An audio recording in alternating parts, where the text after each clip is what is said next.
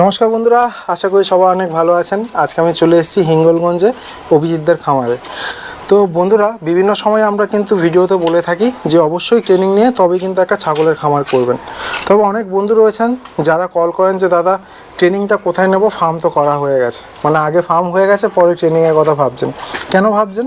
কারণ আসলেই ট্রেনিং না থাকলে কিন্তু অনেক রকম অসুবিধা হয়। ছাগলের বিভিন্ন রকম রোগ ব্যাধির সমস্যাগুলো ট্রিটমেন্ট করার জন্য বাইরে থেকে ডাক্তারবাবুকে ডাকতে অনেক সময় দেখা যাচ্ছে ডাক্তারবাবু আস্তে আস্তে ছাগল অলরেডি দুর্বল হয়ে যায়।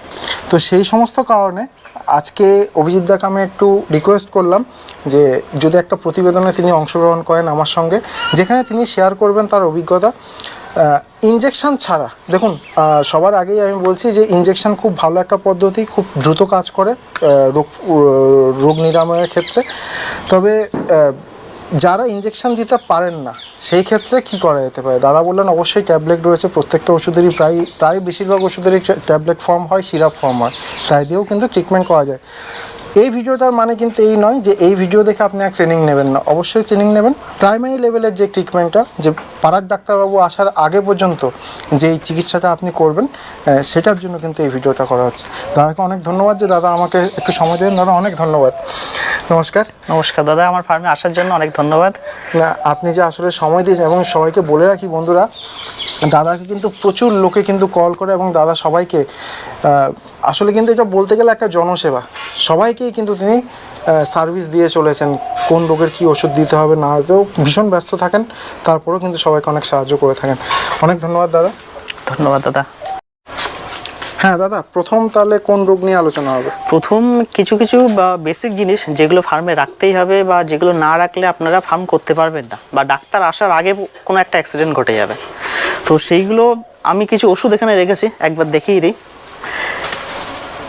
এটা নিমস্লাইড প্যারাসিটামল বোলাস, আচ্ছা, এটা সালফাডিমাটিন বোলাস, এটা অ্যামক্সিসিলিন বোলাস, এটা ট্রিপাইড সলিউশন মানে একটা লিকুইড ড্রপ, এটা প্রোজোনা ক্যাপসুল, এটা বোটোসিল সিরাপ, এটা বাই কাপ। আচ্ছা, এই মেডিসিনগুলো আপনাদেরকে অবশ্যই রাখতে হবে। প্রথমে যেটা নিমস্লাইড প্যারাসিটামল, অনেক সময় দেখবেন হঠাৎ করে রাত্রে ঠান্ডা ওয়েদার হঠাৎ চেঞ্জ হয়েছে, তো ছাগলের জ্বর চলে আসে, তো ডাক্তার ডাকার সময় পাবেন না, সেই সময় আপনার নিমস্লাইড প্যারাসিটামল একটা 20 কেজি বডি ওয়েট ছাগলের জন্য 3 ভাগের 1 ভাগ ট্যাবলেট, অর্থাৎ 500 থেকে 600 mg হিসাবে খেতে দিন। দেখবেন তার ঠান্ডাটাও চলে যাচ্ছে, জ্বরটাও কমে যাচ্ছে। এর পরবর্তীতে হঠাৎ করে যদি পাতলা পায়খানা হয় কারো, বা ইনডাইজেশন হট কোনো খাবার বেশি খেয়ে ফেললো বা হজম করতে পারলো না, এমন কিছু দানা খাবার দিয়েছেন, তখন সালফাডিমাটিন ট্যাবলেট, এটা 20 কেজি বডি ওয়েটে হাফ ট্যাবলেট। বড় ওজন হলে 50 কেজি ওজন হলে তখন একটা ট্যাবলেট দেবেন। এছাড়াও ওয়েদার চেঞ্জের মরশুমে আরেকটা জিনিস বেশি দেখা যায়, সেটা হচ্ছে ঠান্ডা লাগা। হঠাৎ করে নাক দিয়ে জল আসছে, আপনারা জ্বর নেই বলে প্যারাসিটামল দিতে পারছেন না বা জ্বরের ওষুধ দিতে পারছেন না, কিন্তু নাক দিয়ে জল আসছে, ছাগল হাঁচি দিচ্ছে, কাশছে, তখন আমরা অ্যামক্সিসিলিন বোলাস ইউজ করতে পারবেন। এটা একটা 1.5 গ্রামের ট্যাবলেট আছে, একটা 20 কেজি ওজনের ছাগলের জন্য 750 থেকে 800 mg ট্যাবলেট আমরা তাকে দিতে পারি। এর পরবর্তীতে যেটা দেখাবো, ছাগলের উকুনের সমস্যা কিন্তু ফার্মে লেগেই থাকে দেখবেন। এই উকুনের সমস্যার জন্য ট্রিপাইড সলিউশন, এটা খুব ভালো কাজ করে। একটা 20 কেজি বডি ওয়েট ছাগলের জন্য তার পিঠের শিরদাঁড়ের উপর দিয়ে 5 ফোঁটা আমরা দিতে বলি। কম করে 2 বার ইউজ করবেন, এই সপ্তাহে একবার, সামনের সপ্তাহে একবার। দেখবেন ফার্মের সমস্ত ছাগলের উকুন আটুলি এইগুলো মুক্ত থাকছে। আর একটা জিনিস খেয়াল করবেন, সেটা হচ্ছে উকুন আর আটুলির ওষুধ দিচ্ছেন, কিন্তু ফার্মে কীটনাশক স্প্রে করাটাও খুব জরুরি। স্প্রে করলে কি হবে, এদের গায়ের থেকে যেগুলো ছাড়িয়ে মাটিতে পড়বে সেগুলোকেও মেরে ফেলতে হবে, তাহলেই একমাত্র 100% সলিউশন সম্ভব। এর পরবর্তী যেটা আছে সেটা হচ্ছে প্রোজোনা ক্যাপসুল।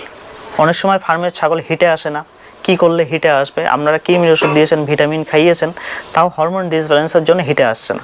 সেক্ষেত্রে প্রোজোনা ক্যাপসুল 3 দিন প্রত্যেক দিন 2টো করে ইউজ করবেন, দেখবেন ছাগল হিটে চলে আসবে। আর বড় ছাগল হলে আপনারা সেটা 3টে করে ট্যাবলেট ইউজ করুন, 20 কেজির নিচে হলে 2টো করে, দেখবেন হিটে চলে আসছে। এর পরবর্তীতে যেটা দেখাবো সেটা হচ্ছে বোটোসিল সিরাপ। এই সিরাপটা আপনারা অনেকেই জানেন। হঠাৎ করে দানা খাবার বেশি খেয়ে ফেলেছে, বা কোনো ছাগল আগে থেকে অসুস্থ ছিল, তার পেটে গ্যাস হয়ে গেছে। এবার মানুষের গ্যাসের ওষুধ কিন্তু ছাগলের কাজ করে, কিন্তু সব ওষুধ নয়। সেক্ষেত্রে লিকুইড ফর্মে একটা ওষুধ থাকলে আপনারা 10 ml 20 কেজি বডি ওয়েটে প্রাথমিক স্টেজে খাইয়ে দিলেন, পরবর্তীতে ইমার্জেন্সি হলে 20 ml দিতে পারেন, কোনো সমস্যা নেই। দেখবেন 2-3 ঘন্টার মধ্যে তার গ্যাস কমে যাচ্ছে। এছাড়া আরেকটা যে মেডিসিন বলবো সেটা হচ্ছে বাই কাফ। যখন কোনো ছাগল প্রেগনেন্ট থাকে তখন আমরা তাদেরকে নিমস্লাইড, প্যারাসিটামল বা কোনো জ্বরের ওষুধ, ব্যথা যন্ত্রণার ওষুধ সহজে দিতে পারি না, অথচ তার ঠান্ডা চলে এসছে, তার নাকের সর্দি, তার জ্বর ভাব, এটা ছাড়ানোর জন্য বাই কাফ 20 কেজি বডি ওয়েটে 10 ml হিসাবে খাওয়াতে হবে। কম করে 2 দিন থেকে 3 দিন দিলে দেখবেন ট্রিটমেন্ট সে সুস্থ হয়ে গেছে। এছাড়া দাদা এই ওষুধের বাইরে যেগুলো হয়তো এখানে নেই, আর কোনো কমন ওষুধ কি রয়েছে যেগুলো কাজে লাগবে?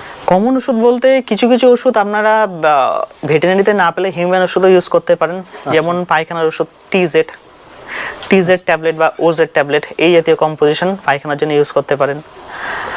নর্মাল কোনো অ্যাক্সিডেন্ট বা কোনো ব্যথা বা এই জাতীয় কিছু হলে অ্যাসকর্বিক এসপি কম্পোজিশনে কিছু ওষুধ আপনারা ইউজ করতে পারেন। হজমের সমস্যা বা কোনো ছাগল খাচ্ছে না দীর্ঘদিন ধরে, সেক্ষেত্রে ফ্লোরাবুস্ট বোলাস বা বায়োবুস্ট বোলাস হাফ করে 3-4 দিন সকালে খালি পেটে ইউজ করবেন, দেখবেন ছাগলটার খিদের রুচি ফিরে আসবে।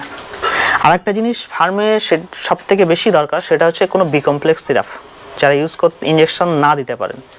কারণ কোনো ছাগল অসুস্থ হলে তাকে বি কমপ্লেক্স দেওয়াটা অবশ্যই, তার খিদে ফেরানোর জন্য, মুখের রুচি ফেরানোর জন্য, সেটা অবশ্যই করবেন। অনেক ধন্যবাদ দাদা আমাকে সময় দেওয়ার জন্য। আশা করি আমার বন্ধুরা অনেকেই কিন্তু উপকৃত হলেন এটা থেকে। অবশ্যই দাদা, ভালো থাকবেন। নমস্কার।